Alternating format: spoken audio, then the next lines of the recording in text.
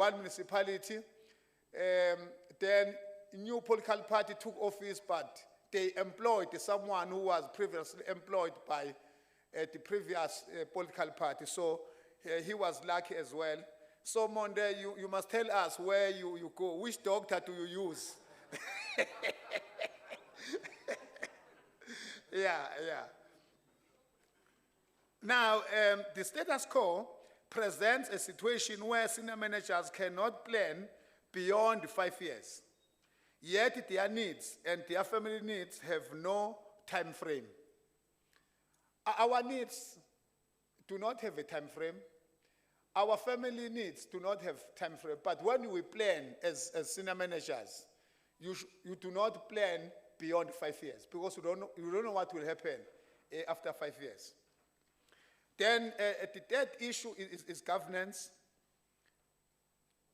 We're saying good investment has been done inculcating the culture of good governance in the sector.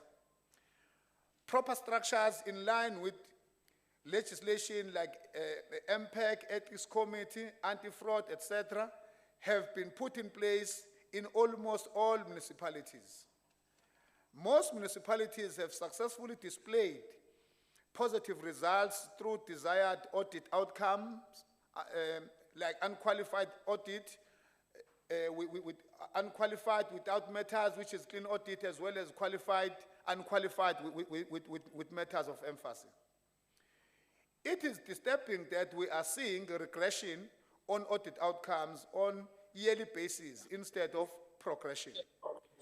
This gives a challenge to us as technocrats because we are the ones who implement programs or policies of the municipality. In addition, regression on audit outcomes, we need to find proper strategies or methods to reduce unauthorized, wasteful, irregular, and fruitless expenditure. This becomes an indictment on us as these irregularities are identified by Auditor General while we are also qualified. So auditors attend the same universities like us. But when they come to a municipality for a period of 3 months, they identify our mistakes. Yet we have attended the same universities, we possess same qualifications. So we need them to do something as officials, as technocrats, to go back and see where do we go wrong. Why do we do things that are identified by Auditor General, things that cannot be identified by us? Because if we have ability to identify these things, they cannot be done. Now, the fourth issue is funding model. Funding model for municipalities needs to be reviewed instead of blaming municipalities by both the provincial and national government on municipalities' liquidity ratios. Recently, National Treasury released the information on the state of municipalities as follows. 43 municipalities have collapsed, 151 municipalities on the brink of collapse, 58 municipalities presented unfunded budget for 2022-2023 financial year. 291 municipalities meet Section 138 and 140 triggers, suggestive of financial problems and imminent crisis with service delivery. 151 municipalities are deemed bankrupt and insolvent and are unable to pay creditors and third parties, including SARS. While the above mentioned cannot be entirely be attributed to funding model, it is a serious factor to the situation. The combination of citizens' financial positions and complaints about the level of service delivery may have led to them owing municipalities more than 255 billion. So our ratepayers in some municipalities do not want to pay us because they are not happy about the level of service delivery. It might be suggested that maintenance grant be introduced to assist municipalities to comply with the required 8% budget of PPE. Most municipalities do not comply with this 8% because of the capacity for revenue collection or non-existence of revenue base. So you know, when we budget, we're required to allocate 8% of PPE in our budget. Only few municipalities can comply with this requirement. So we are suggesting that maybe a maintenance grant be introduced by National Treasury so that municipalities can be assisted. It is suggested that iLGM develops a paper or new funding model that will mitigate this undesired situation. Now we are saying as iLGM, we should not only say to COGTA or National Treasury, come up with something better. As technocrats, let us develop a solution. Let us present an alternative to National Treasury or National COGTA to say, this is the best solution that can mitigate all these problems. Then the fifth one is district development model. The sector is undated with different approaches since year 2000, while the country is governed by one political party.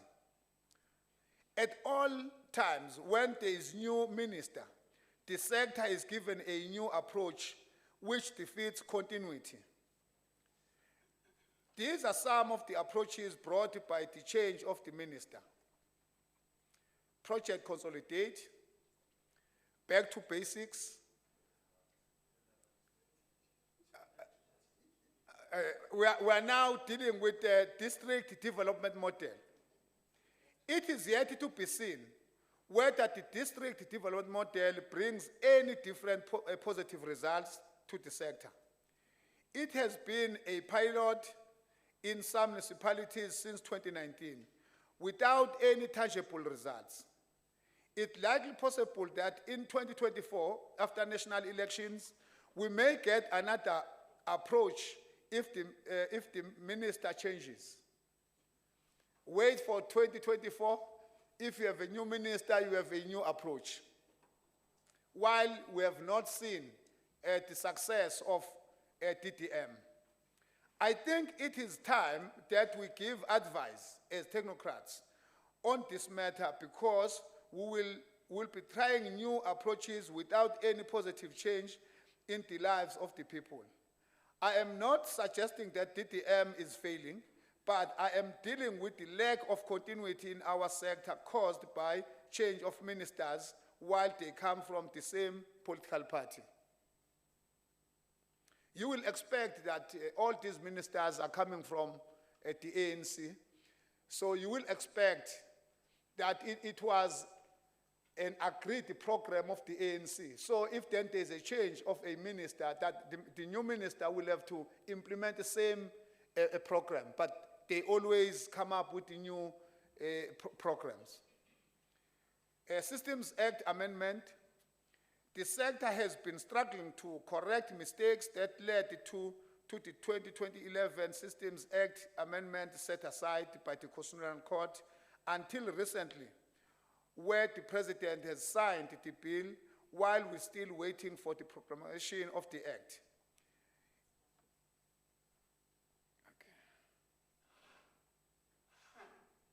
It worth celebrating our achievement for the permanence of senior managers reporting directly to municipal managers. This is the product of the Institute as a collective, as we lobbied and advocated for this change, that those who report direct to municipal managers must be made permanent. We have achieved this. We must lobby for the development of regulation that will delink the competency-based results from the remuneration of senior managers, and further amendment that will increase the tenure of municipal managers from 5 years to 10 years. These two issues should be on top of our agenda until they are realized.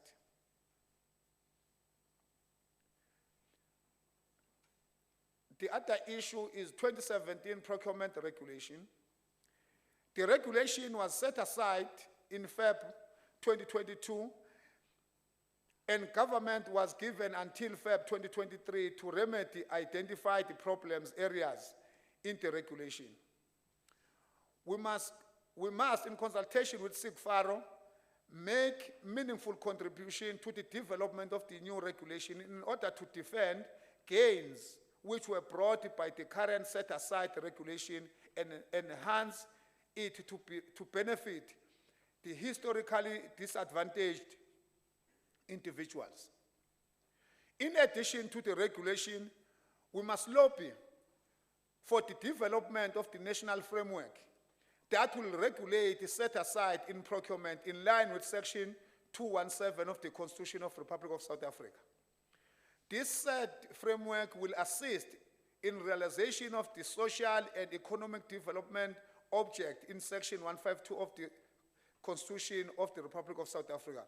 As you know, if you go to Section 217 of the Constitution, it says bias procurement can be allowed, but towards the end of that section, they say provided there is a national framework to guide it. How can you advertise a tender and say this tender is for women, this tender is for young people?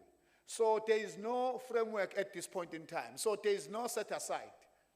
I've attended many conferences or sessions, our honorable MEC, where you hear our political principals saying we must set aside tenders, we must advertise and set aside the tenders. Yet there is no framework that will allow us to do so. So we are saying we call upon the National Treasury to do so, and we need to lobby for it. The other issue is staff association for senior managers. Senior managers are excluded from bargaining framework, yet they have equal rights in terms of workers' rights.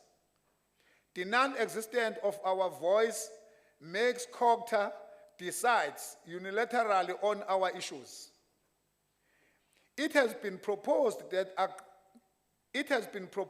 agreed that the staff association for senior managers should be established, which will bring a new dimension in the sector.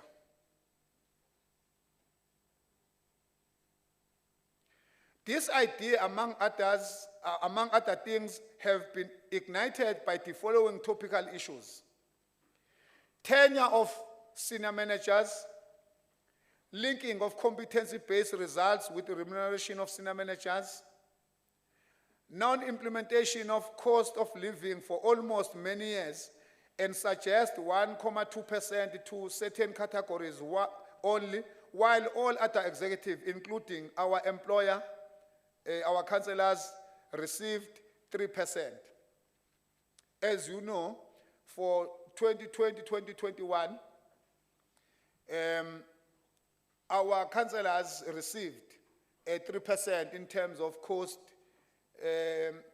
of living, but the suggestion says in municipalities, and not all municipalities, we must get 1.2%.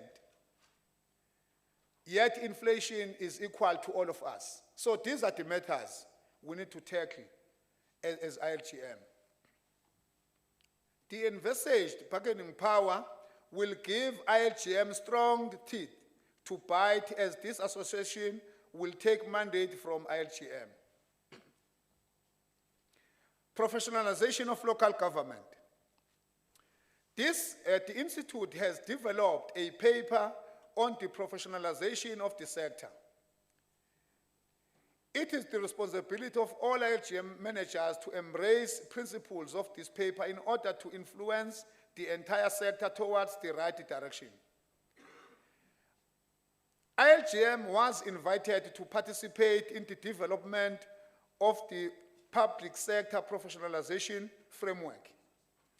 Our name will be part of the contributors to this historical document. People should see us in action representing our views. The status quo of local government needs agents of change like members of iLGM to realize professionalization. In conclusion, Deputy President, the list of issues mentioned in this overview is not exhaustive, but they are one of the topical issues in the sector. Let members of this progressive institute dedicate their time in lobbying and advocating for professionalized local government that will serve the people of the country with humility and pride. Thank you. I love you all.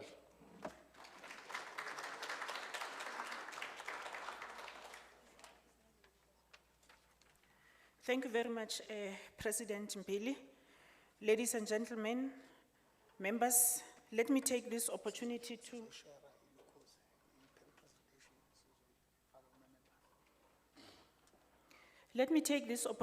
to thank our speakers, the Executive Mayor, Sionzana.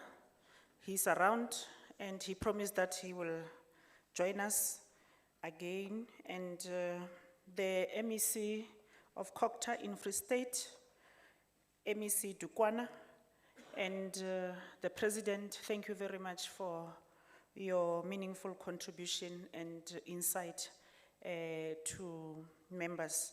I am going to request that we break for 30 minutes.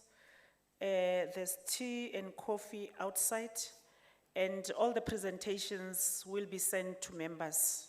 Thank you very much. We're breaking for 30 minutes. I think CEO, my watch says it's 15:15.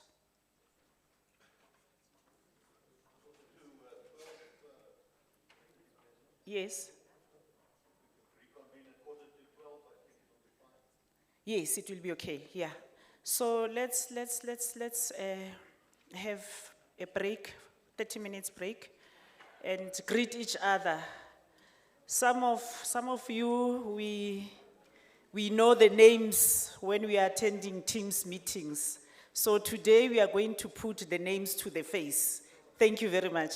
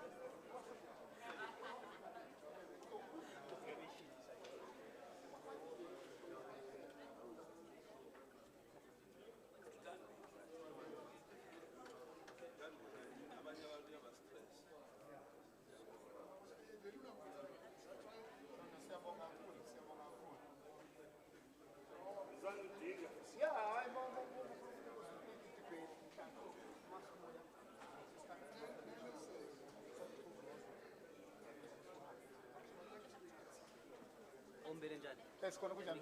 Imano Ngcobo. Oh, I know we haven't met, but Okay. it's all teams and all of that. oh, Maphono. Yes. Ngiyabonga Maphono. Yes, Hayi ke. Uyazi indaba kaMbili noNgcobo ngithi? I know. Oh, okay. Okay. Oh, Gandhi, we are one. Yeah. Oh. Ulandele nje uMbili uzalo uNgcobo. I'm sure Sazobe is connected. That's what I guess. Hey, ngiyabonga. Yeah, that's what Sure, sure.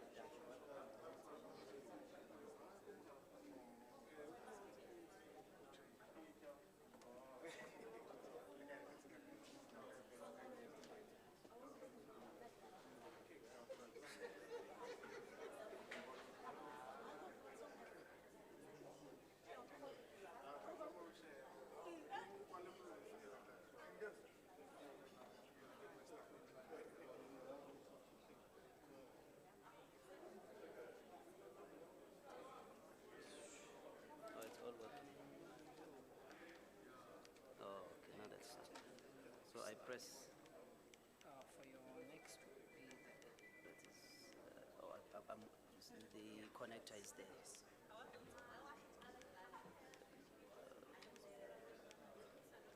So it means it's sometimes challenged. Sometimes doesn't want to click. Alright.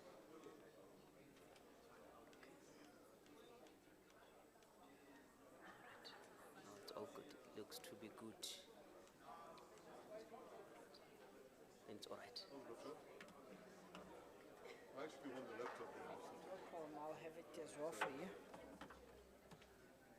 I lose my train of thought if I look there and I go to there. I leave the laptop. Are you next or just? No, I'm trouble. I'm in the middle. I'm gonna bring my laptop.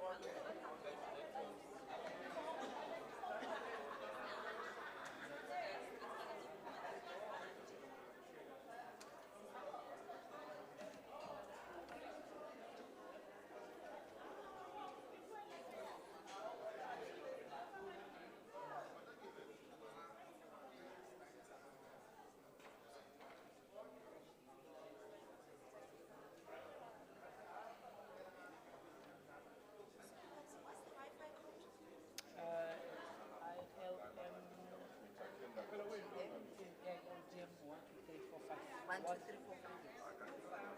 3, 4, 5. Is it lowercase? Small I and then Small I.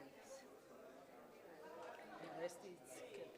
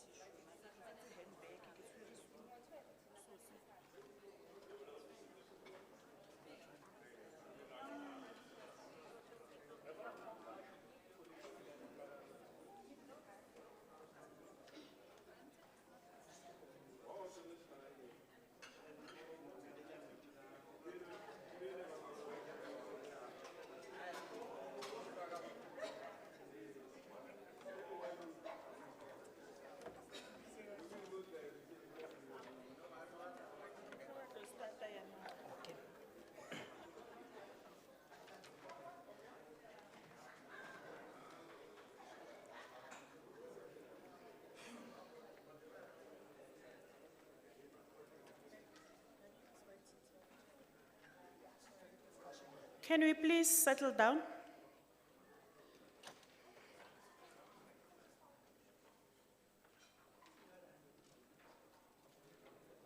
Welcome back from the network break. I think we are going to continue with the program.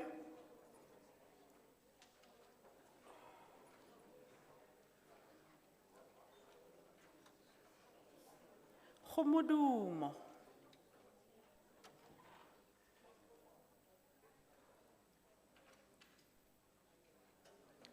Colleagues, I know you by names, so please let us start our session after network break.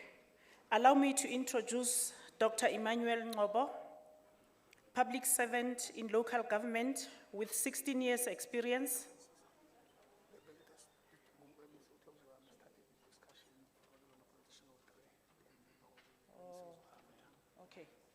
Okay, all right. I am advised that I should wait with Dr. Ngobo and maybe take questions on the presentations made, especially the presentation of the MEC, because he is going to have to leave the conference.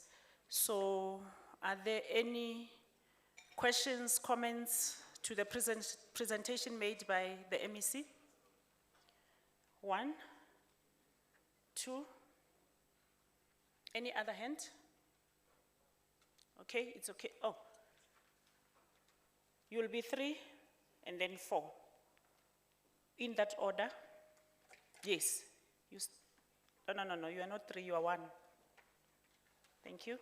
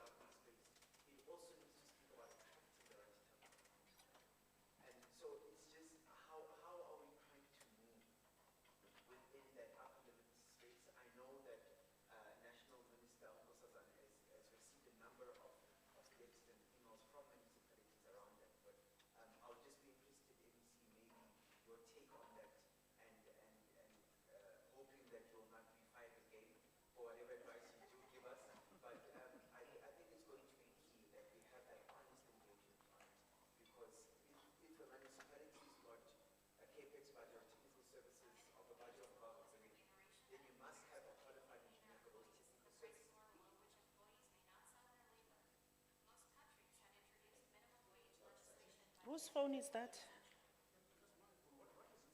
It's a phone.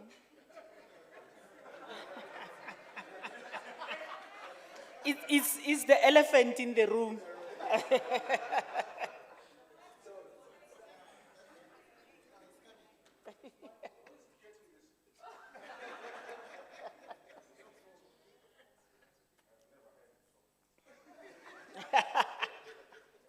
Okay, no, thanks.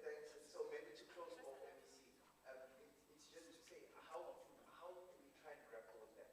Because I was saying, if a municipality's got a budget of over R1 billion for the technical services, it's a prerequisite that you must have a qualified engineer for that technical service unit.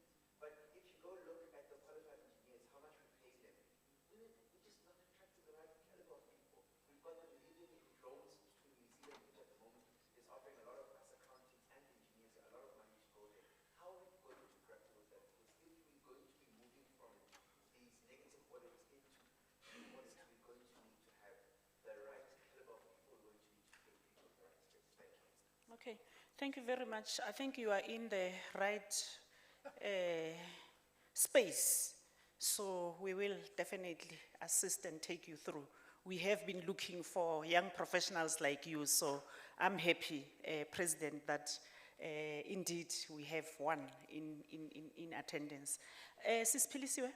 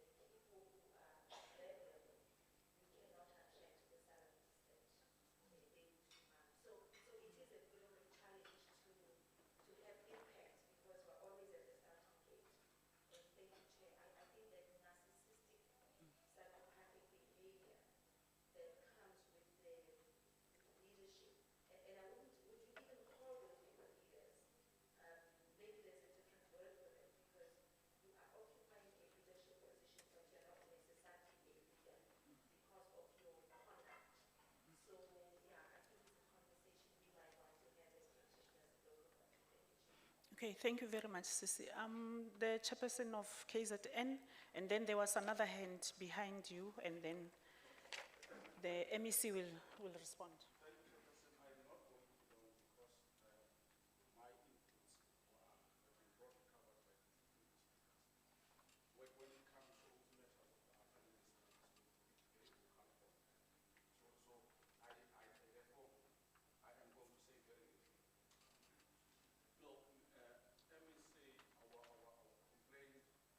Our cry has been to Proctor from 2014 to date. When the upper limits notice was first released in 2014 to the date, there were serious issues. I don't want to say we're not happy. There were abnormal issues in the document, which were abnormal for the sector. We raised these matters. It was a Pravin Gordhan at the time. We raised them with David van Rooyen. We raised them with Sweden Kise. We are raising them with the current Minister of Culture. It's 2024, next year is 2024. It's almost 10 years now. None of these matters have been attended to. Time and again, the upper limit notice comes back with the same array of issues that we've been complaining about. The linking of competency testing to salaries. We don't know the reason why they need to do competency testing. We don't know what contribution does it make to local government. We don't even know the credentials, the knowledge of the people that runs those things. I once asked one who was running my test, what is your experience in local government? He says that I don't have an experience in local government. I'm a psychologist. What do you know about running a municipality? I know Barbara. I'm just a psychologist.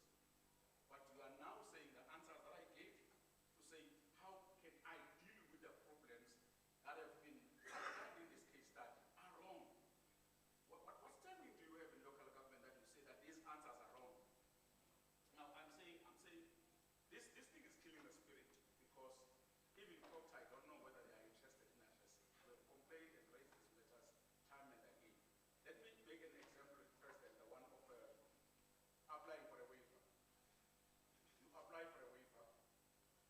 Those advisors of the minister, they don't respond. They don't respond at all.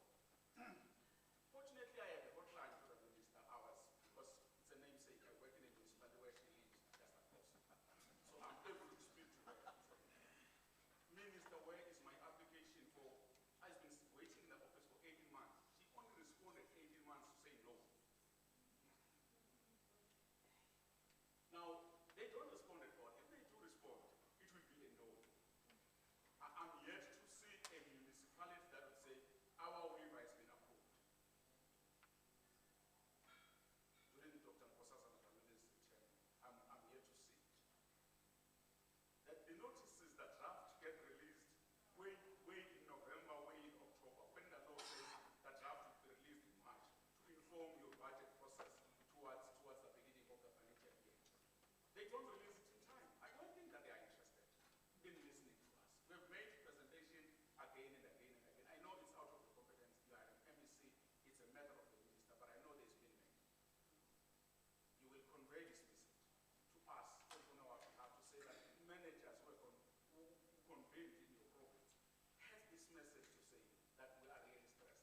Look, a director in your office, a director in the office of the incorporator, earns almost the same like a municipal manager. I control a budget of almost R500 million. There is a director in the Department of Arts and Culture who doesn't control a budget, earns R1 million like a municipal manager of a small municipality. But I control the budget and an accounting office. There is an act of parliament that bestows serious responsibilities upon me as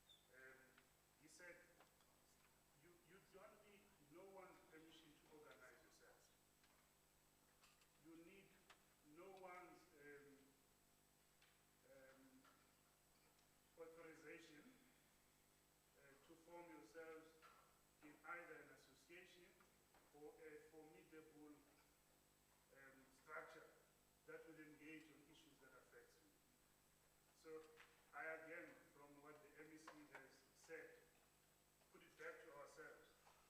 That people who will resolve our issues, it's only ourselves. And of course, we get encouraged by the comments like that of the MEC. The point I want to also make is, which I think need to be resolved, is a relationship of a boss-subordinate relationship between the mayor and the municipal manager. Because I think it's narrowly understood. If we have listened to the Zondo Commission, in the Zondo Commission, when all chips are down in the municipality, and you have seen that it's accounting officers that are bearing the brunt in the commission. The judges, the question they ask is, you are an accounting officer, the buck stops with you. And we need to see in how even legislation and the relationship is formulated at the local government, that this level of managers in the municipality cannot be defined in the simple relationship of a boss-subordinate relationship. It's more than that. In that regard, I think the Systems Amendment Act was a lost opportunity. Of course, there are certain things that we have achieved, but I think it's tinkering around real issues. The dispensation of senior managers, in my view, is not a well thought through dispensation. We sometimes think that even town clerks are much better than us in a democratic state. Their conditions of service were much better. They had institutes that were recognized in law. They could even define conditions of service of that category. Not that we say we want the carbon paper of that kind of a dispensation, but we expected better.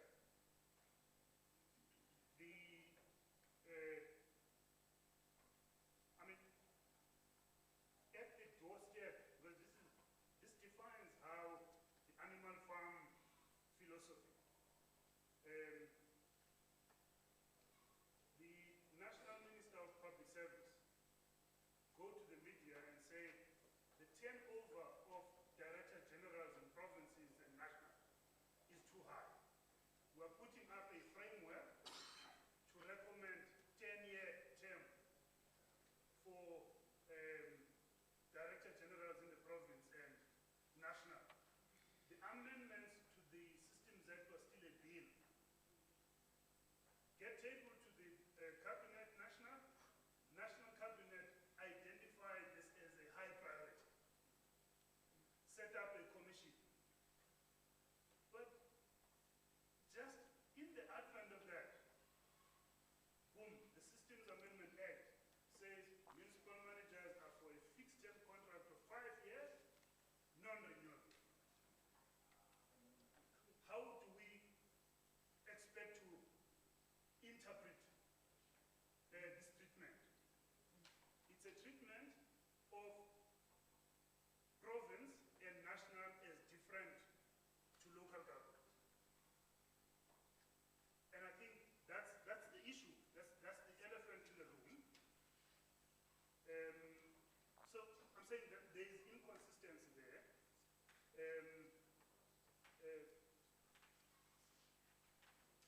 I mean, there is a big chase.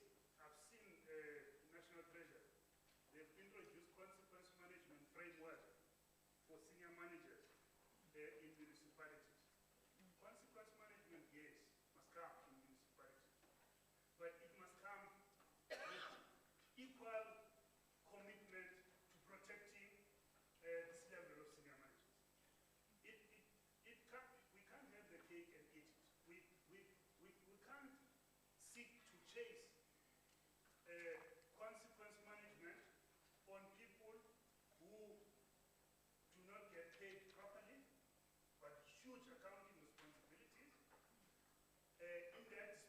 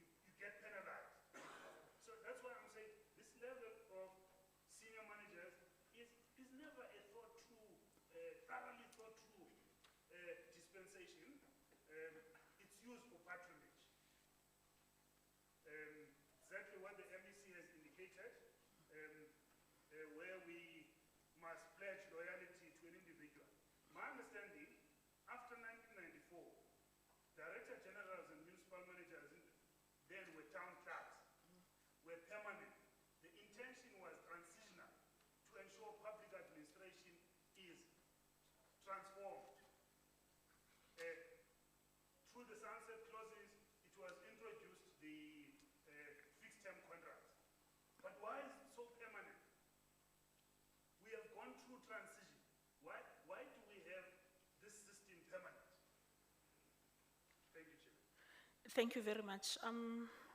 MEC, I am going to request that you come and respond, and maybe just to reassure you that iLGM also have sessions with the Minister of COGTA, and we will definitely take some of the issues directly to the MEC, to the Minister, and maybe after you have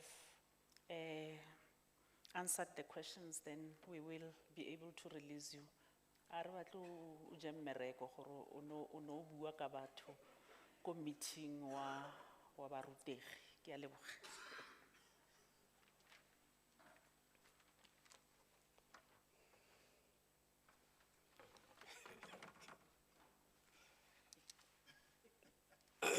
No, you know, let me put it this way. You know, I find it very strange, if not disturbing, that one person once said, foolish people and fanatics, once they believe in something, they go for it. They don't doubt. I've never seen a foolish person acting in doubt. A foolish person acts bravely and despite his foolishness. But I also come to realize what school has done to many of us. It has numbed our ability to really deal with issues in a manner that raises our, your own issues succinctly, clearly. I remember this reminds me at some stage we were motivating matriculants, and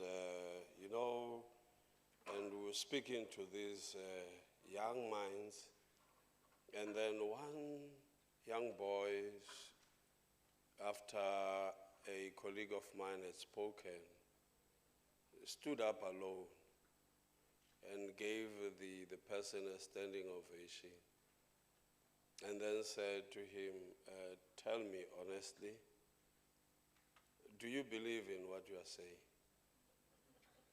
Or you just saying it because you want us to feel good? And then said, in the area where we stay, show me of an educated person who's a successful businessman.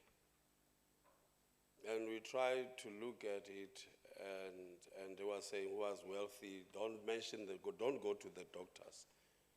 So as he was asking these questions, we were trying to think. And he says to us, all these other people who are successful in this township do not have a matric, but they only believed in what they wanted to do. Educated people have this risk-averse attitude. You don't want to risk anything. But also something is happening, especially, I just want to show you whilst you are lamenting this. Look at the building environment so that we look at the framework, the way we think in government. As we were preparing for 2010, many big companies, construction companies, took advantage of the desire to hold this World Cup thing. And then building of these stadia created so much problem. You would have thought that government or any person there would have thought about it. We're the ones who are money for building of roads, bridges, schools, you name it, is from government. But we are not leading the transformation agenda in that build industry, finish and clap. We're not. We could have learned from the lessons in 2010 and dealt with something differently. When we came into government, I was here in 1994 when we started many of the administrations, and I saw what was happening. We had teams in education, for instance. We had teams of people, professors, doctors, etc. Look at this and help us establish a department here. And you know what happened? As they were sitting there, they were looking at solutions that would fit them as individuals. They came up with a model that accommodated them, and in the end, the whole team that was working on this became the management of the department. So it was structured in such a way that it suits certain individuals. The same thing goes for local government. I agree with you, this dispensation of senior management is not well thought of, not at all. And it actually, as we speak, there's this very interesting challenge. We're talking of professionalization of the institution. And we're not getting into the details of what we're speaking about. Some are limiting the professionalization to thinking that you need to get professionals, etc. And then you're not looking at all these mundane that you would think as they are small issues, but very important. So you're not attracting the right people. And some of the people who are in the administration at the moment, it's not because of lack of other things. It's actually because of the love to serve the community, to serve and make a difference in the lives of the people. Otherwise, they could be lost and working somewhere. So we're not looking at it in a way that would help. We think that we will get into a space where we would actually be able to pull everything down and speak what needs to happen. When you deal with systems, when you've got to do and systems change, there's a lot that needs to happen. And you can't use the same mentality that created the problem and hope that it will actually come up with a solution to a problem. You need to change.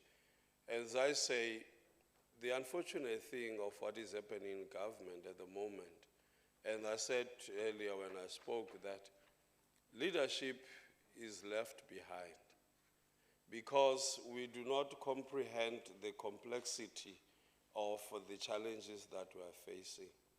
We're still thinking in a linear way and hope to solve the problems that are as complex as we are facing. And in this fashion, we keep on bringing all these legislations changing, and it is not helping. It is not helping at all. It's actually, if you could see the notes that would come from Treasury on a daily basis, and you ask yourself, are these people trying to force us to comply?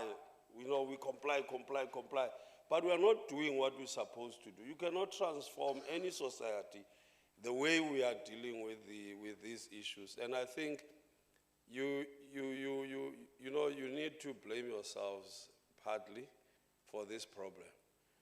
Unless you are properly organized and you have a strong voice, these things are not going to change because we don't feel them.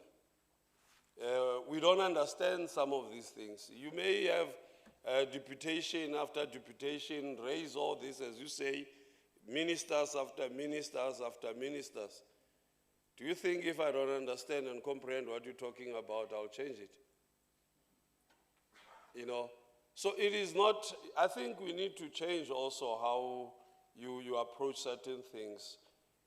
Once you identify a problem, come up with a possible solutions, help, think, and drive us towards that positive thing that you want to solve.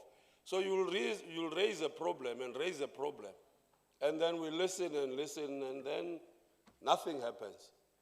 So it's better to push something positive now. Most of your energies must be on talking to us what you want to see happening, and putting that across. It helps us. Kunokuthi siyocinga kakhulu, noko nisinike izinto sizawuvela si-clever nathi sisebenze ezo zinto. So I'm just asking you, Ugoba, change the way you've been approaching this, and engage all of us. Sometimes you need in this that you may meet the minister. Isn't it time that you meet all the, the MINMAC? Have this discussion, have a discussion, a thorough discussion on this, and table all these issues, and let's focus on this discussion. There's no escaping once we are in that mood. There's no escaping. But if uzayothetha nam ndisecaleni ngaphaya, ndizawuvuma nje xa ugqiba uphuma apha ndivanga nobutheni.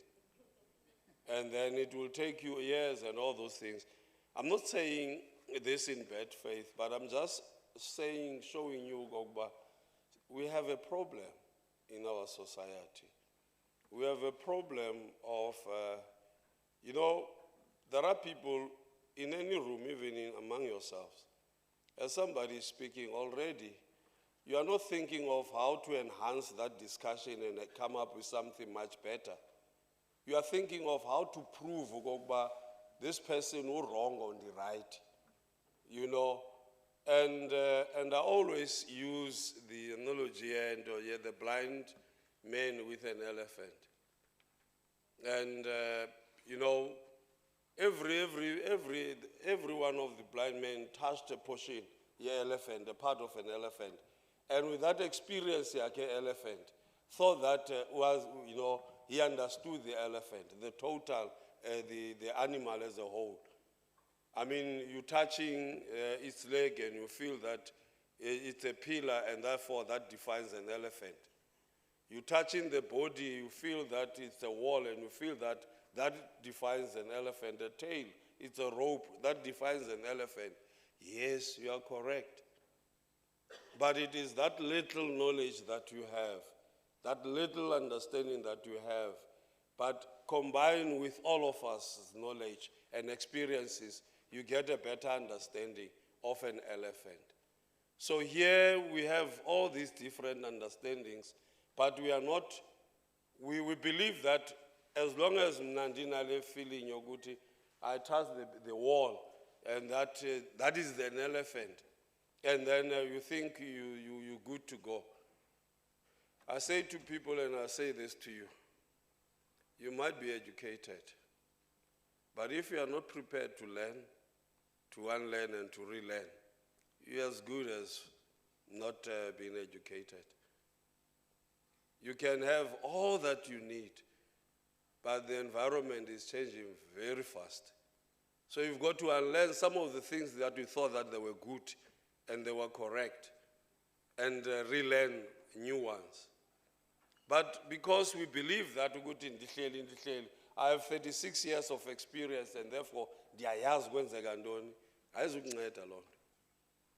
so I'm asking you, with all these questions that are asked, I think most of them depends on how you deal with the issue. The upper limit, it goes to not thinking properly. We need to work on this thing. The fixed terms, I've been asking myself, really, for 5 years. And then sometimes you have a relationship, as I've observed, you have a relationship with your political head. That is not good. All that the person is thinking about is iphela nini le contract. You know? And then we come and the Auditor General has asked the question, ukuthi iphi leadership ngelo xesha. And then you think you'll build a municipal. Go and check. Most of the municipalities that are stable, you have a municipal manager who has been appointed over and over. But do we need to go through that hurdle?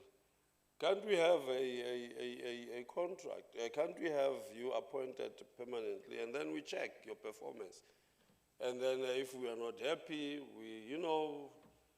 but also you leave that to people.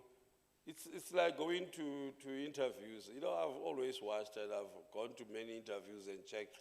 And I have no experience in any field. I sit there because I happen to be an MEC and the other one is MMC, corporate services, whatever that is. And I sit there and we ask questions. You answer. I mean, how do you explain this?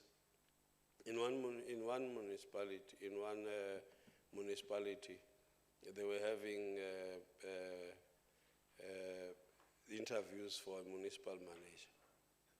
And this guy comes out and says, but really, Chief, is this what you think of us?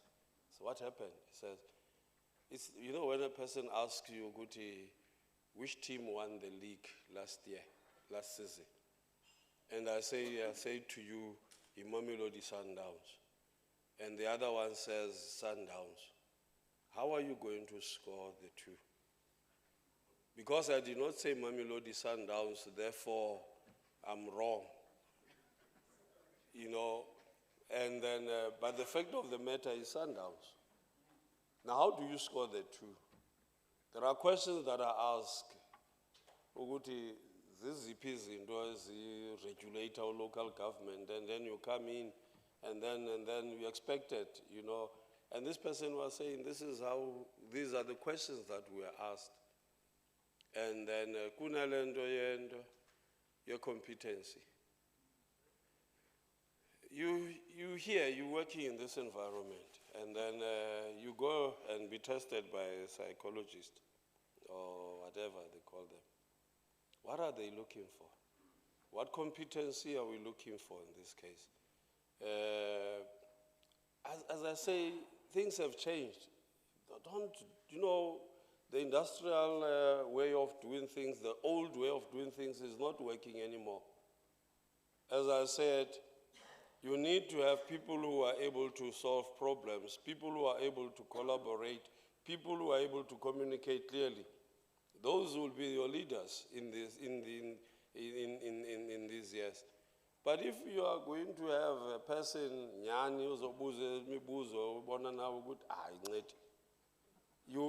this one passes today. The same person says, I did this, I wanted to check something. I went, because I was recommended, and 3 other people, I went for this, and then it was competent. And then 3 weeks ago, but I was not appointed. 3 weeks later, I went for an interview and I was recommended again. I went, and this time the same people who were testing me, the same questions and the same answers I provided, but this time it came out basic. Exactly. So I think these are some of the things that we need really to talk about and deal with if we want to change the face of local government, this sector. It is very important, a sector. And I don't think we put much emphasis to the importance of the sector. It is the sector that is closest to the people. It is the sector that feels the pulse of the challenges in the community. It has to solve all these challenges and deal with all these. But as I say, all these questions you have asked, the answer still lies with what you do. You see, you have, and I want want to tell you this, President. I was a teacher. It's many, many years ago. And then we had a problem with the principal. And because we went out, got sponsors, everything, and they decided to have a report that was talking, financial report, that was creating an impression that all these things were bought. So we were angry, young teachers, and we mobilized others. And then we were a school that had 53 teachers. And then we wrote a complaint, a petition, and then we signed. 52 of us, except the one HOD. And then we sent the whole thing to the head office, to one district office. And then when the day came, they came to check if what we had written is actually correct. And as we were engaging, little did we know that many other teachers were called. And this principal would say, and then you want to backbite me. And then people started T-Pexing. And we were left only 10 of us. And then he did not bother to come to the 10, and then we were left alone. So we were bold in that meeting and expressing that 52 of us as teachers here, we don't agree with this man. And this man, there was a sense saying, this man is very, he's comfortable, he's not shaken. We smile and just smile, man. So we get irritated, and then correct. And then when he was given a chance, that I go abantu abasanile apha bayi-10. These others just were coerced, and then they realized the mistake yabo. They T-Pex. And we said, no, it's not true. He says this, and he asked, did you not T-Pex? Did I force you to T-Pex? This one, no, you did not. And there was like, oh my gosh, only 10.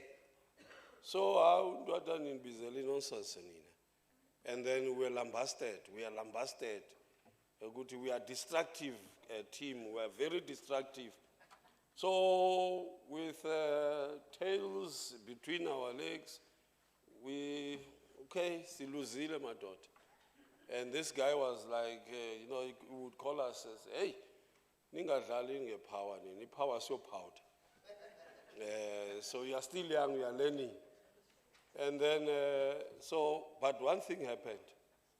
The one teacher was esikolweni kwaba baThipexile ngafakanga itie. And then laa mntu wamnika iwarning. A written warning ukuthi hayi apha sifaka zeni wabe sesithi hayi kukhona lwamos akayifakanga na itie umnikile athi ndisebenza ngawe andisebenzi ngala mntu. So when he came back to say, hey, this guy is now on me, I said, yes, because of T-Pexing. So I'm just saying, when you work together as a team and you want to change this sector, there will be those who would fall by the wayside.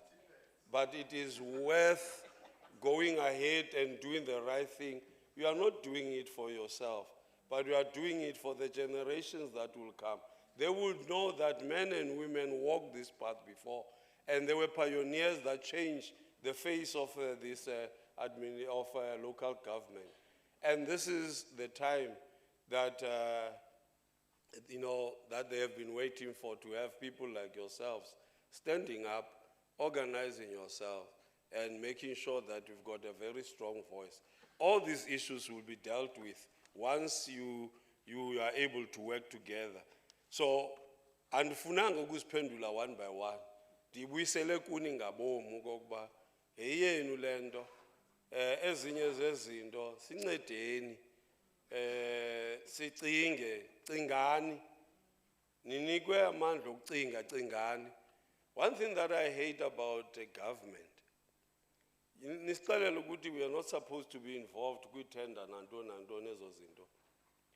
But you know, into ezizayo, what comes to my table, as you know, into funeka ndizisayine memos. And then I ask myself, we are playing here. Something, why would you have a chief director who would not be in a position to appoint a secretary? It has to come through a recommendation, it figure good DDG, it figure good HODs, good MEC. Then siyadlala nje. It takes too long. And then uzosibuza, nezinto man is dead on of man ukuthi niyathetha niyenze londo kwenze londo. Ihambi ixesha elide before yofika na ku-minister. Ibuye ku-minister athi andivisisanga, ibuye. It will take 3 years before there is a solution or something is communicated properly because of his systems esinazo. So we need to change. Ixesha libalekile, ixesha liyahamba. We are interconnected. There was a time when you needed leaders that were, but leaders, which was visionaries, powerful people who could tell you a story, a dream like Martin Luther did. You know, they say the story, that dream could never be told if it was not because at the time when he was delivering his speeches, you know, Waga was stumbled. And somebody said, Martin, tell them about your dream. And he started the dream, the story, that dream thing. But I'm just saying there's a dream inside of you. There's a dream in each and every one of you. It depends on what you do with that dream. You keep it inside and you never tell any person and share with the world. It will remain a dream yako, it will never come out. So you've got an opportunity in the positions and in Azo to really change the way things are happening. Ndiyabule.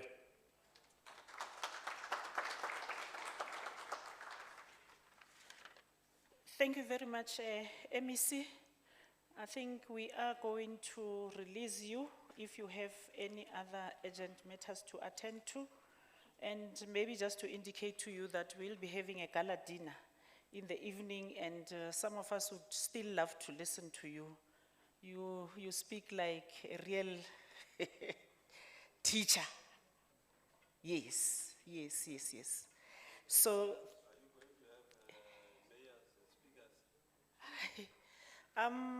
yes, we have invited the mayor. I'm not sure about the speaker, but the mayor has been invited to the gala dinner.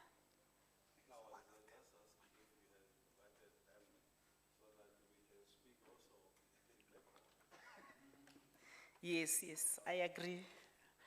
Okay, we have a little gift for you, MEC. I know you will declare it. I'm joking, you don't have to.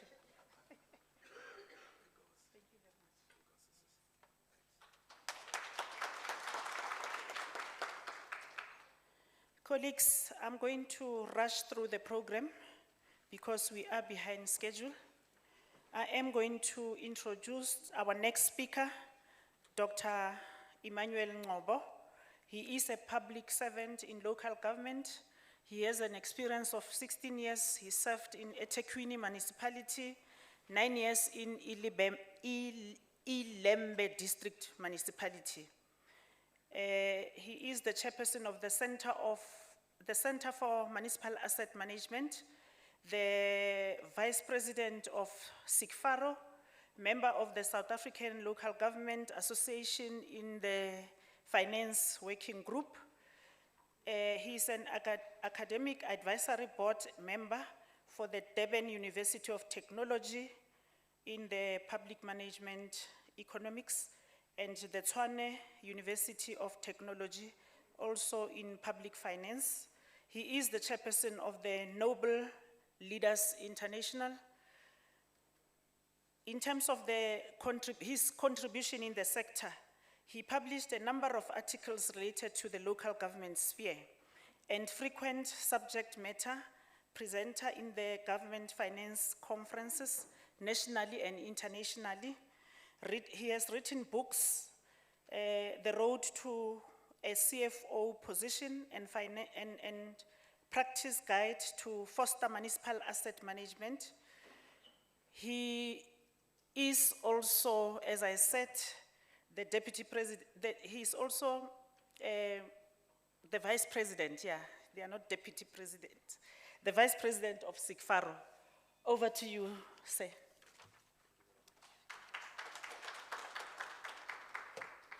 Kind greetings, and while doing so, observing all due protocols. And I like it when there's not much time, because it gives you a chance to run through what you came to deliver, and then you can run away more quickly. So, but I've also been very much inspired by this morning. The first speaker, the Mayor, Honorable Mayor, the worship started, and also the MEC, very inspiring in his address to us and his subsequent responses. And yeah, it's quite refreshing when it comes also from a seasoned politician who has been there and has seen things and has done things, even been fired at some point, but he has risen up and is here. Similar to one of the mayors I know as well in KZN, who was recalled, but again brought back into the municipality. And when he did that, he was obviously humbled. We always speak about that. He's a good friend of mine now, and ensure that he does more thereafter. So yeah, it's quite refreshing. So thank you so much to iLGM for calling SIGFARO to be part of the conference. We hope not to disappoint and do all that we need to do for today. If you can just fly to the presentation. I will run through the slides. Most of what has been touched upon by the previous speakers are on my slides, because obviously the presentation, no, it was already in there from SIGFARO. Thank you, sir.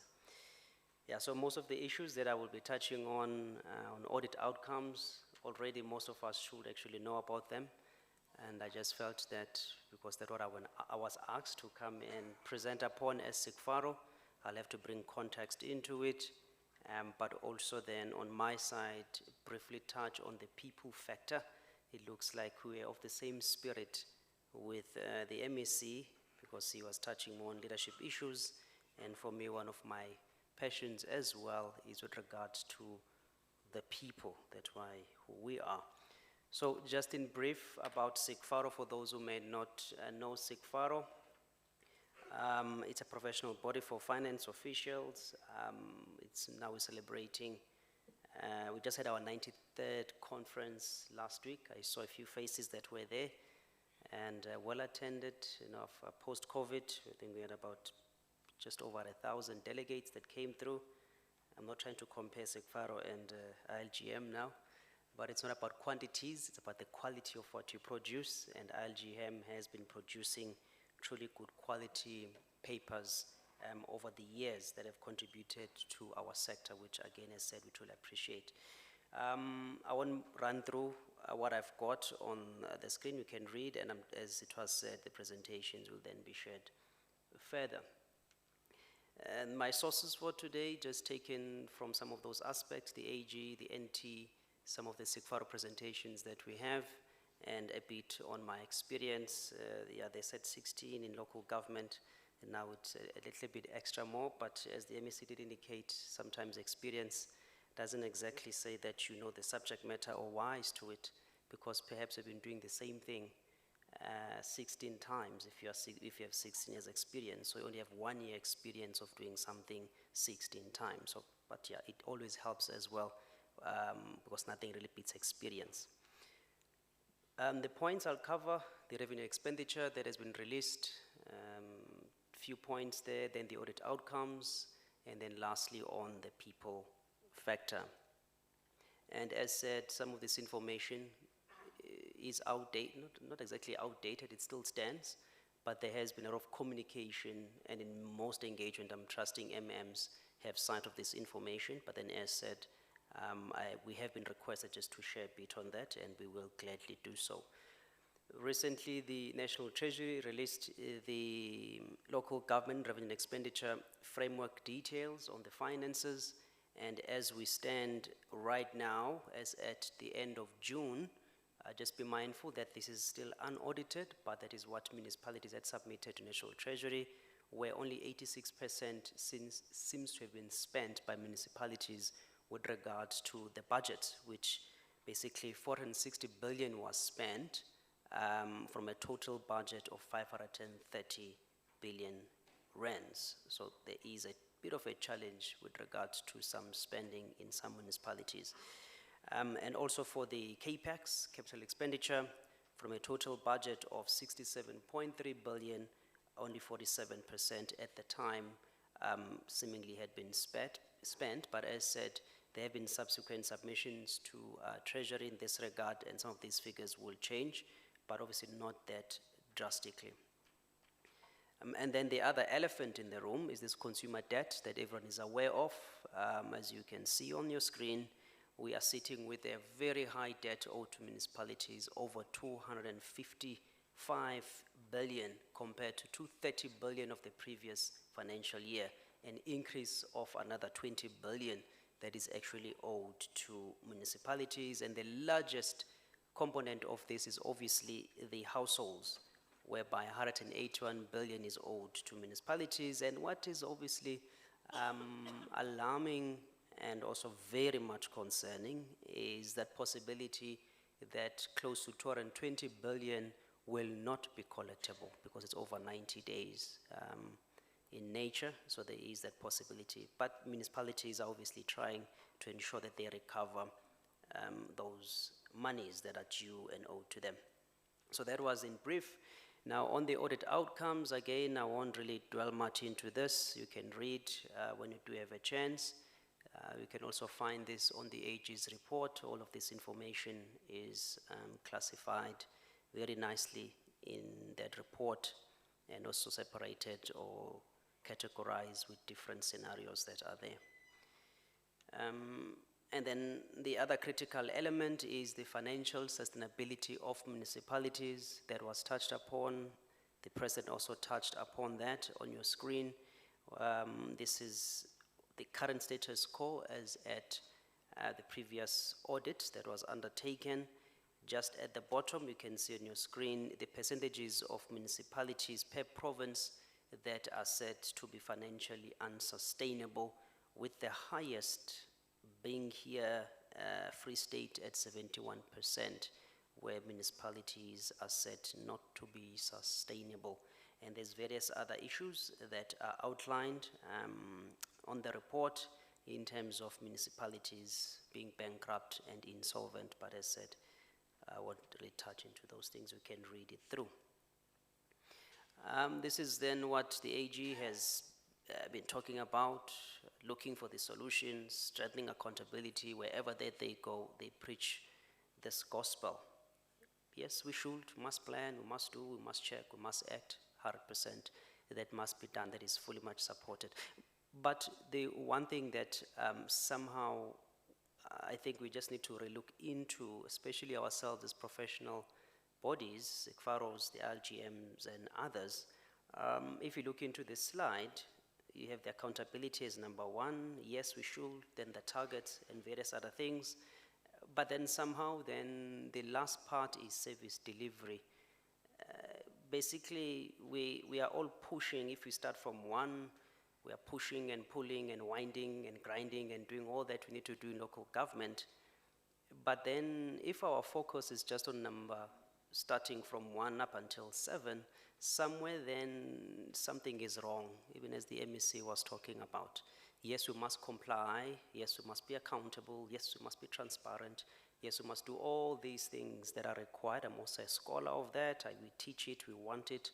But also somehow then doing that has been at the expense of actual service delivery to our communities, because our focus has been just on these first 6 pillars. As said, nothing wrong, we should do that.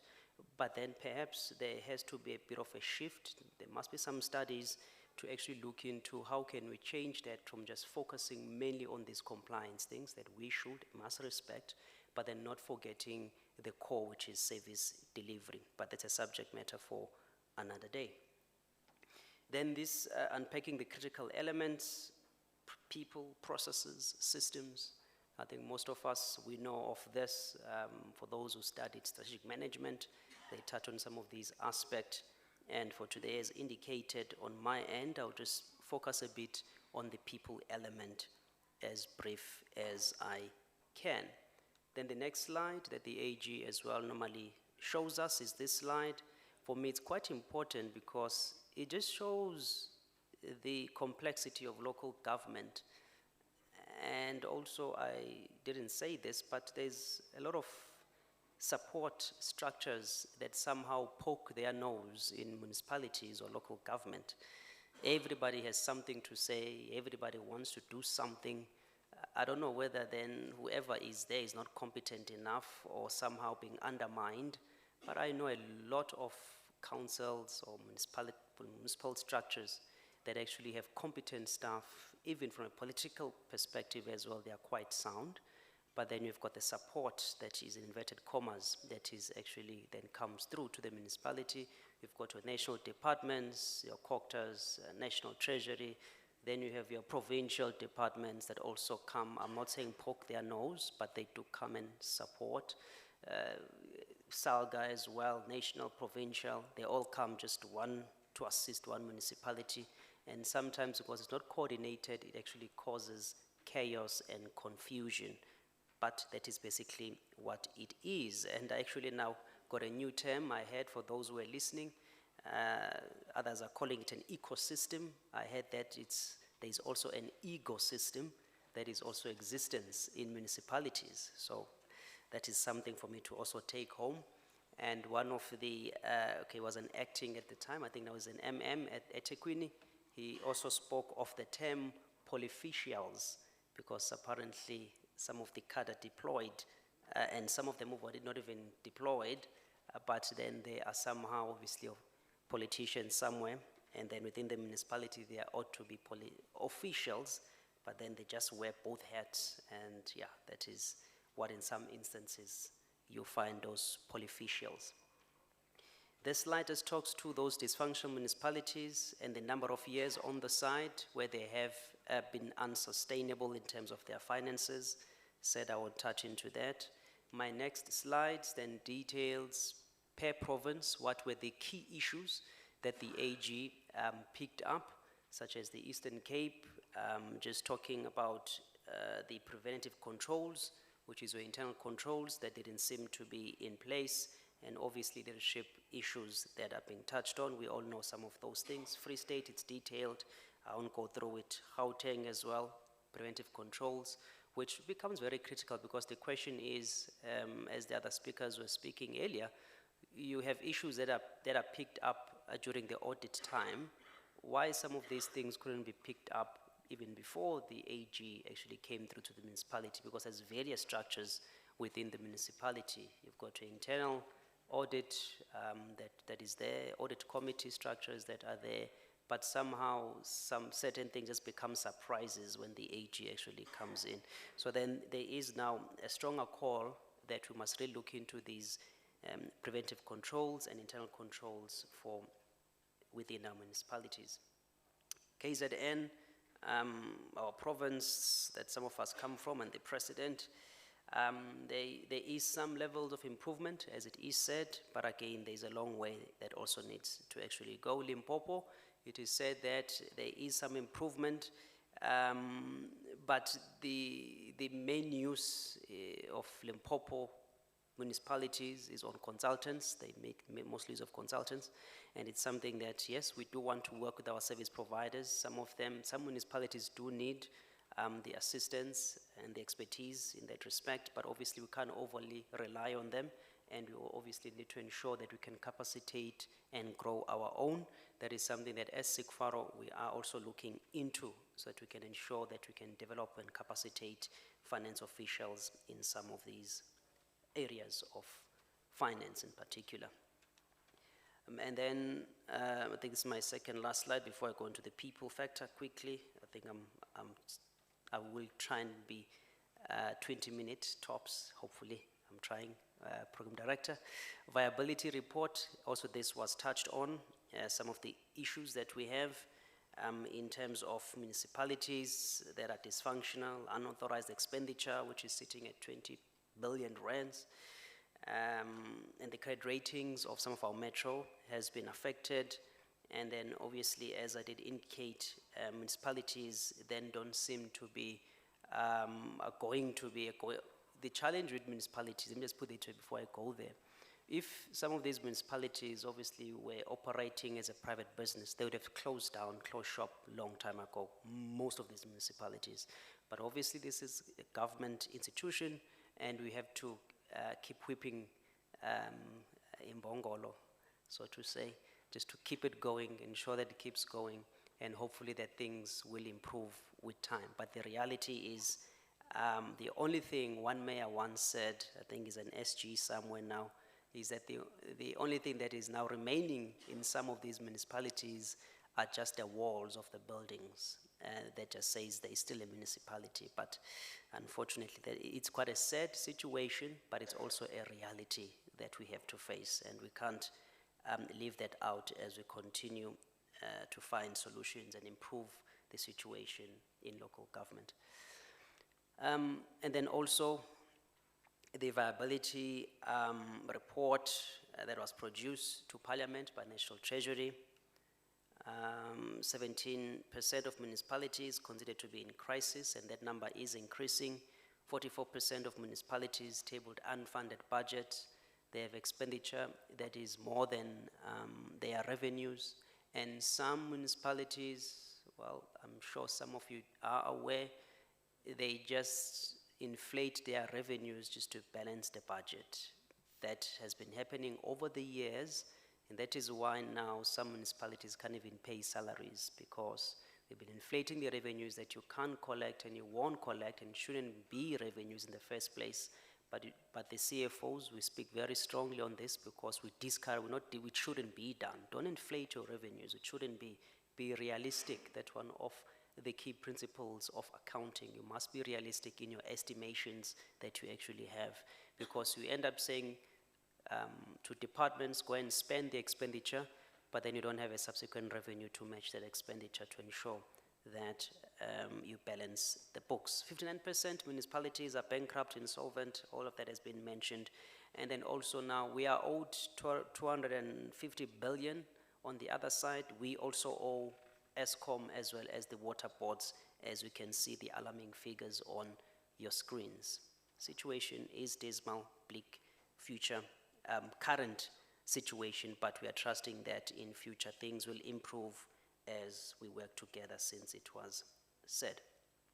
Now, just on the people factor, on this aspect of the bleak situation that we face, we are all facing, and I just wanted to then touch on that, because the question is, do we have a resource challenge? Is it a money problem? But the other argument to the resources is that we're also not fully spending what we have. I'm one of those who are advocating for more allocations into local government, but then also if we are currently not spending it all, something is wrong, because if more money is given but we still can't spend it as well, then that will also become a challenge. Is it about systems? Is it about the processes? I do believe that we do have some good IT systems. They may not be working in some parts, but they are working in other municipalities. We need to learn from those where they are working, and ensure that we can learn the best practices, and perhaps ask the questions whether, if it's not working in our municipalities, perhaps it's the user issues. We need to check our users if they are putting in the right information so that we can get the right output or the outcomes that we actually desire. Could it be then that most of our problems or challenges have been caused by the people factor, as the AG has also identified those critical elements? I didn't say political factor, it's the people factor.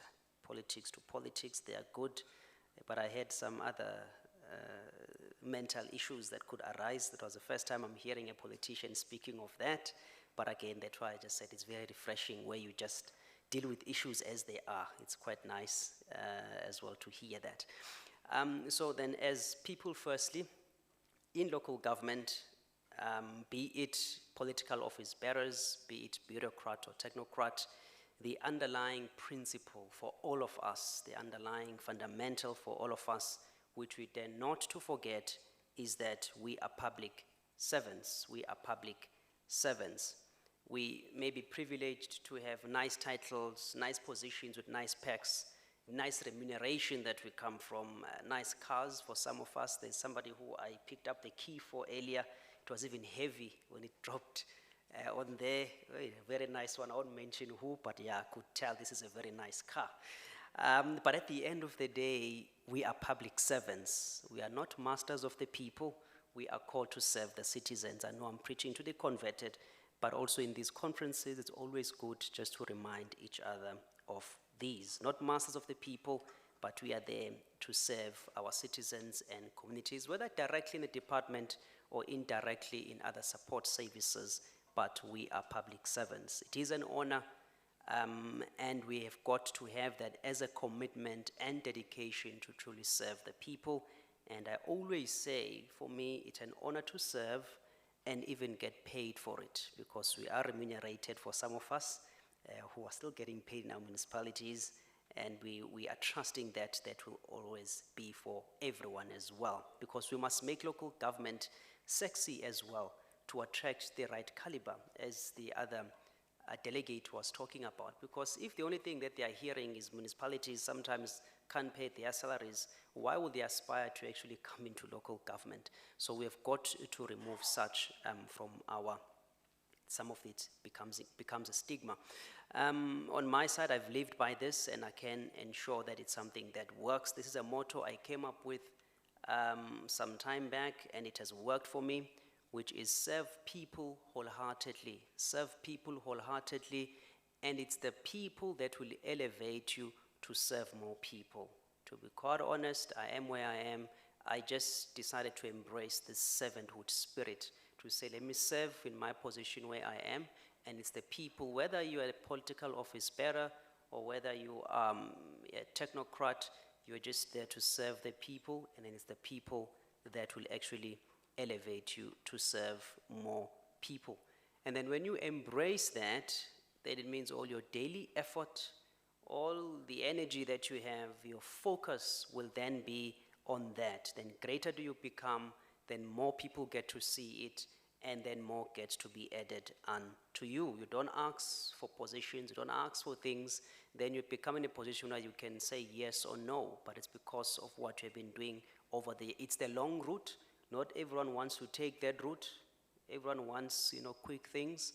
But if you embrace that, truly embrace it, not just to do it because you have to do it because you're employed in government, but if you embrace it, I can assure you, everything that you do then becomes at ease. As people rise that you are serving, then you rise. As people rise, then you also rise.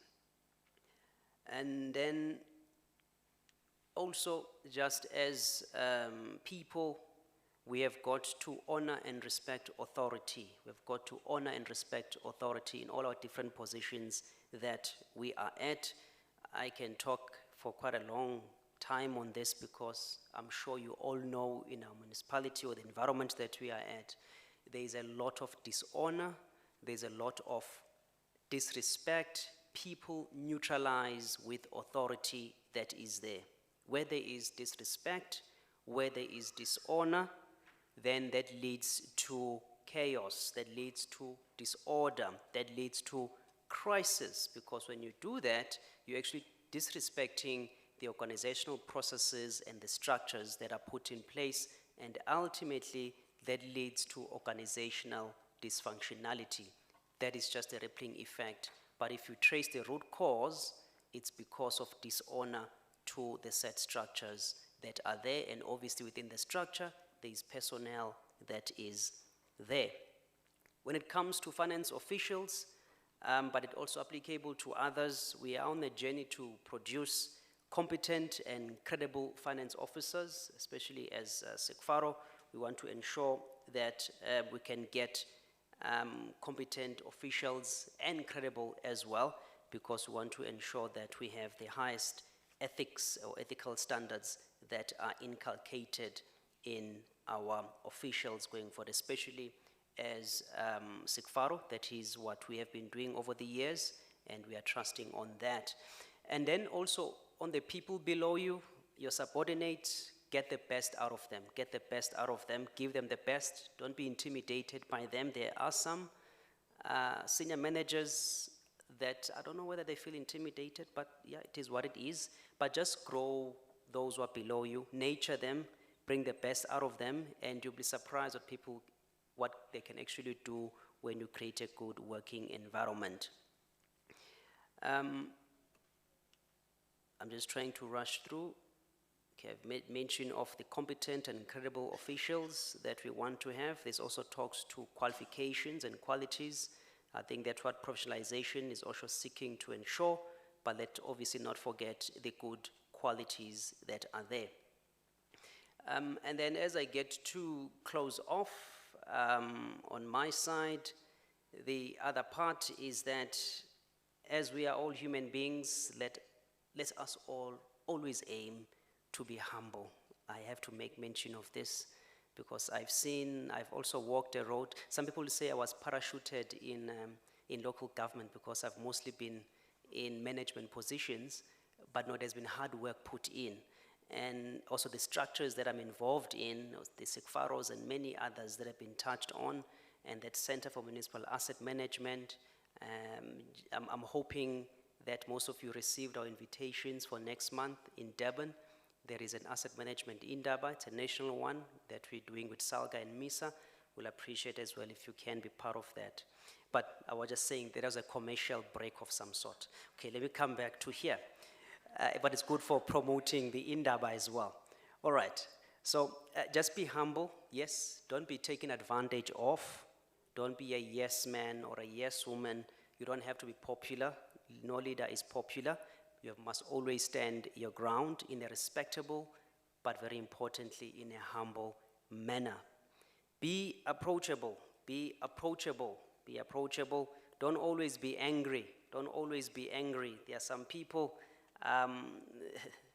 yeah, you know, all the time you see them in their offices, and I don't know why they just always have a grumpy face, especially our leaders. I don't know, maybe it's because of the pressure of work. Yeah, but just, you know, let's put that smile, you know, on the faces. But there's some people with good ideas, but not because they always see you angry and then they just think that, hey, I can't get my way with you. So then they just don't tell you what is there.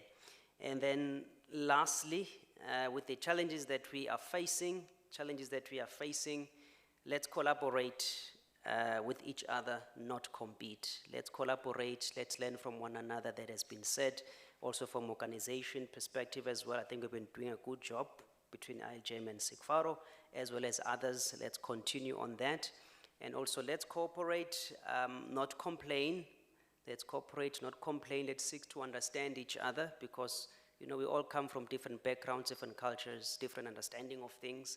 But then as we get to cooperate and work with one another and seek to understand each other, then can we ensure that we move on forward.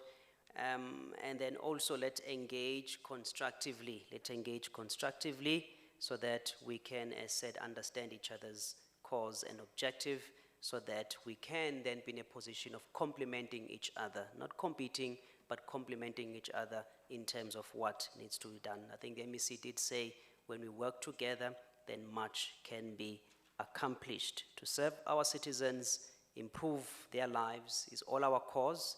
And we all want to see a good society that is good to live in, good to live at, and then we can all be proud of. So with those brief words from Sikfaro, we truly appreciate the opportunity given and trust that we'll continue to work together with iLGM in years to come. Ngiyabonga.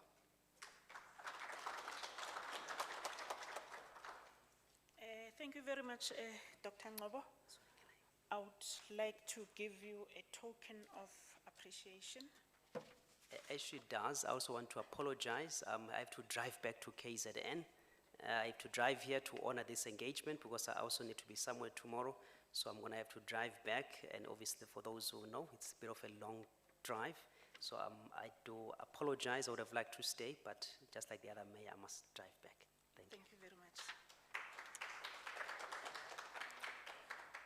Colleagues, I'm going to take the two last speakers and then we will take our networking break.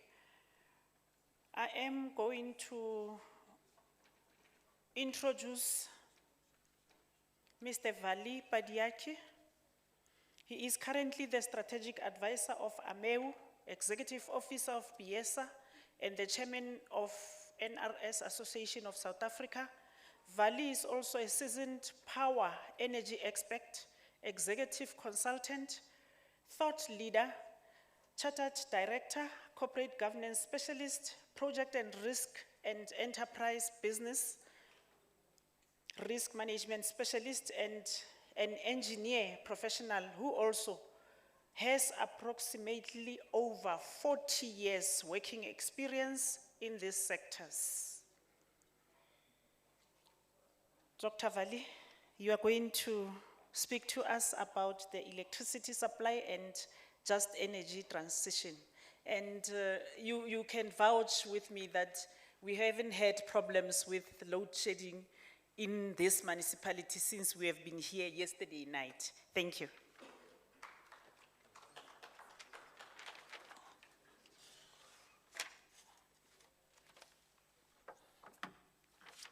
I just want to get the technology organized.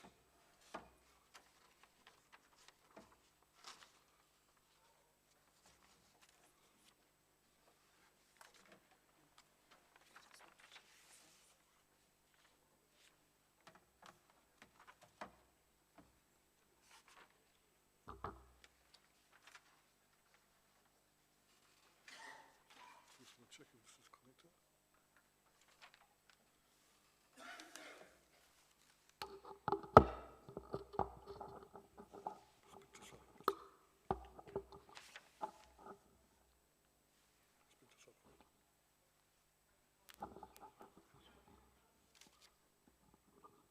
I can't see the screen.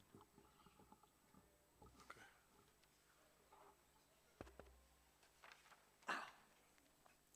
Sanibonani, Dumalang, and a very good day, President, Deputy President, distinguished guests, ladies and gentlemen, and the rest of the iLGM leadership, all protocol duly observed.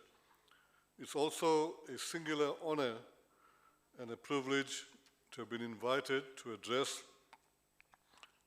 delegates at this august conference and intervention that includes the top leadership and management of municipalities on a subject matter that is significantly affecting and impacting the lives across all walks of life in the economic and social sectors, including ordinary citizens, commercial and industrial stakeholders. In addressing you, I am hoping to take you down a journey of the just energy transition, commonly called JET, which is currently being rolled out or implemented in the midst of an electricity crisis, evidenced by one of the worst load shedding of electricity that this country has ever faced since we first experienced load shedding in 2008. Arguably, we are sitting on a knife edge, and if we are not careful, the economic sector faces an existential threat if we are, as a matter of urgency, do not stop load shedding and ensure a sustained energy security from an electricity service delivery perspective. So that's my opening remarks. And just before I start, the AMU, which stands for the Association of Municipal Electricity Utilities of Southern Africa, is one of the oldest organizations in South Africa. It started in 1915. So this year we are 107 years old. And at a very high level, we represent all metros and Munichs from the power or electricity sector perspective, and we also uniquely have about plus or minus 150 affiliates attached to the organization. So, as the program director had indicated, my presentation is on electricity supply and the just energy transition. Right, so it's a busy slide, and I've got quite a few slides, but I'm going to rush through it as well in the interest of time. And you will get a copy of the presentation, so you will get all the details. But as I've indicated in my opening remarks, and notwithstanding in South Africa, globally, there is the energy trilemma. And that energy trilemma is reflective on three main aspects. You have energy security, energy equity, and the environmental sustainability. And this is a slide from the World Energy Council. Right, what is energy security? I think this term has been bandied around significantly in the media, in other forums of recent, but at a very high level, energy security is the uninterrupted provision of vital energy services, which is a priority for every country and includes electricity supply, because it also includes oil, etc. And there are three main perspectives associated with energy security, and that's robustness, which is the sufficiency of resources, reliability of infrastructure like the grid, stable and affordable prices. Sovereignty, it means that from a country perspective, we've got to protect from any potential threats from external agents. And resilience, which is also the theme of this conference, is the ability to withstand diverse disruptions. And as I've indicated, as a country, we are in the midst of an electricity crisis, and which is also inconveniencing lots of stakeholders, including municipalities. And just in addressing the crisis, according to our state president, in terms of his crisis plan, we'll be facing the crisis for at least 2 years to stop load shedding, for which we'll need 6,000 megawatts on the grid, and we need to increase the EAF from 55 to 75%. And as an AMU municipal membership, we are going to hold ESCOM to account for this load shedding and the poor service delivery to Munichs, noting that there is no service delivery agreement that exists between ESCOM, I just apologize for the typo there, that exists between ESCOM and the Munichs. We need reasons and the mitigation steps, and that's going to be taken. And we have a meeting that's arranged with ESCOM next week in this consideration. Also a busy slide, but I'll go to the eye level. Just to give context to our crisis and the need for future proofing. Future proofing is basically what steps, systems, policies that we would adopt in the future